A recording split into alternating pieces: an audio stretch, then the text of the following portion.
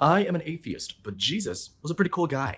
I first recorded this essay at my third wonder of the world, but the high wind and cacophony of background voices made the audio atrocious, so I thus must re-record with my green screen. Jesus was a pretty cool guy. His teachings included two details that I would like to implement into my personal philosophy. Those two details being unconditional love and forgiveness. Now, it's pretty easy to explain why you should be kind and loving to people who are themselves kind and loving, but it is much more philosophically difficult to explain why you should be kind and loving to people who do not deserve it. But I do not believe in the concept of deserve because it assumes that the universe has a clear morality. It assumes that good people deserve good things and bad people deserve bad things.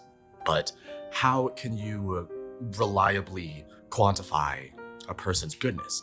Or rather, how can you reliably quantify how much a person deserves to be loved?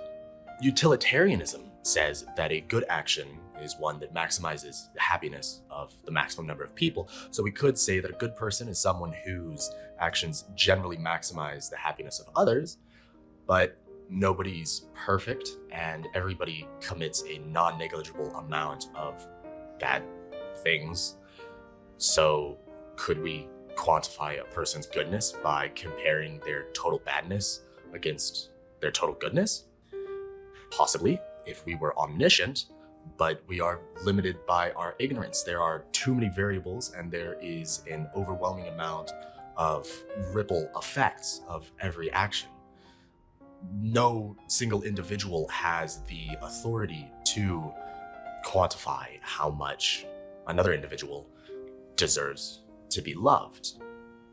And as such, unconditionally and maximally loving everyone is a fantastic rule of thumb for your personal behavior. Now, I'm not saying that there are no good people and there are no bad people. The two most obvious examples of this are Adolf Hitler and Martin Luther King Jr., whereas Winston Churchill, well, that guy complicates the analogy. Example. Unconditional love is a phenomenally applicable rule of thumb in your personal decision making.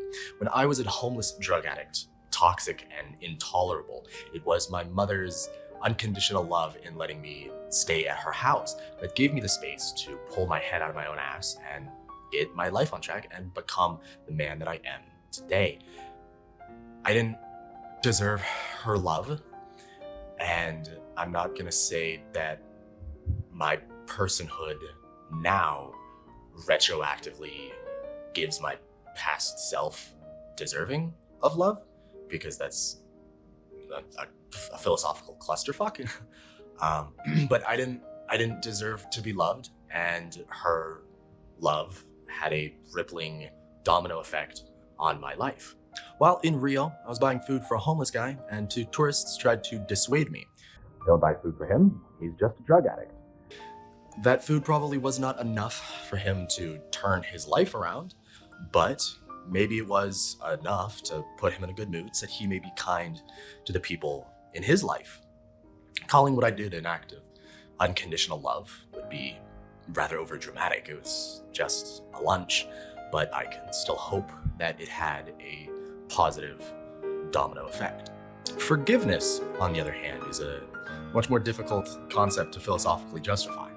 The biblical book of Colossians was written several decades after Jesus' crucifixion, but chapter 3, verse 3 is noteworthy nonetheless.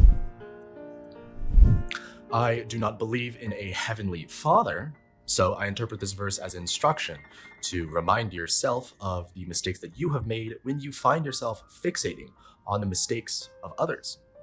In Spain, I had a coworker who was a really difficult person, to say the least.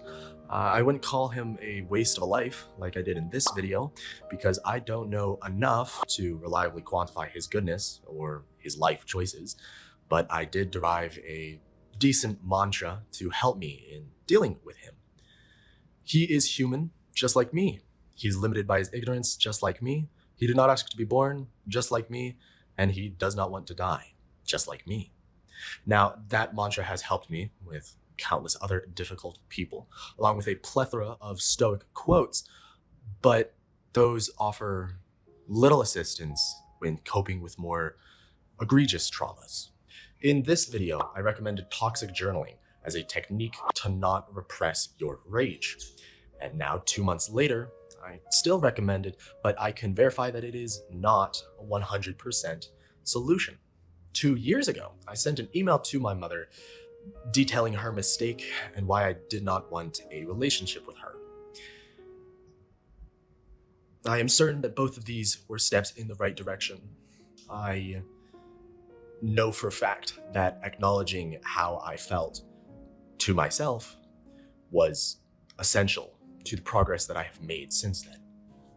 I thought that I was going to see my ex-best friend at a party about a week ago, and the morning before the party, I realized that I had had such a strong and overwhelming emotional reaction to his behavior because at that time I was psychologically dependent on his attention. And he did, in fact, use me and then callously ghosted me. But I can't assume one way or the other if his ghosting was malicious or if he was ever cognizant of the fact that he was using me. But my self-realization, the sudden self-realization that I met him at a bad time in my life, did further the progress from the toxic journaling from this video. I have been struggling for years to forgive my mother, and I want to give context for that struggle in the same way that I just gave context for my ex-best friend, but that video would be way too long, so I'll just skip to the interesting bits. Number one, my mother's choice in letting me stay at her house and live with her despite my toxicity when I was a drug addict. Why does that choice not make it easier for me to forgive her? Number two, do I subconsciously believe that if she wasn't in denial during my father's abuse, then I wouldn't have grown up to be a drug addict? And number three, am I secretly afraid that forgiving her will lessen the significance of my trauma? I called her a few weeks ago and said the meanest thing I've ever said to anyone in my entire life. And I don't think I feel guilty about it because I was trying to not say it for years. But I can't say that I don't feel guilty about it with any certainty because I don't want to repress any guilt that I may be unaware of. And I can't tell if I feel liberated having said it because I finally got it off my chest after years of holding it in, or if I feel liberated simply because I am now in a healthier external environment now compared to the environment I was in before I said it. I know for a fact that I do not regret the email from a few years ago because that email was so carefully written. I wrote it and rewrote it and rewrote it and had trusted friends and respected individuals look at it and tell me what they think. It was respectful and thought out and concise and clear, but what I said over the phone a few weeks ago, it was pure fucking hatred. I want to forgive her because I want to live a life without anger. I want to be free and liberated from this rage, and continuing to carry this anger and this resentment is like choosing to drink poison. And I used to want her to hate herself, but I'm starting to think that that is incompatible with me releasing myself from this hatred. Forgiving her would not be an act of love for her, but for myself. And what I said over the phone a few weeks ago was the opposite of love. And I can't say that it was an act of love to myself saying it because I can't accept the idea that you need to put others down to pull yourself up. That is intolerable. It is unsurprisingly easy to dramatize the mistakes of others by saying that you would never do something like that. But nobody plans on fucking up. One day I will fuck up. It's possible that I've already fucked something big up in my life and I just don't realize it. But it is assumably inevitable that one day I will fuck something up. But if I fuck something up like how my mom did, will I forgive myself? Another question for another video. Why was it so easy for me to forgive my father?